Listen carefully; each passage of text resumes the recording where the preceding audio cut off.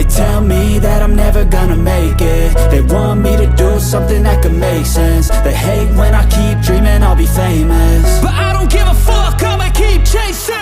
I got all this potential that's deep inside of me, but they hate when you're successful cause they try to be. They sit there being judgmental because you're trying things, and they just want you to settle and do the right thing. So get a good job, don't slack off. Wake up every morning, make a good impression on your boss. Don't do anything that I wouldn't do, and when you're making money, make sure you don't spend it too soon.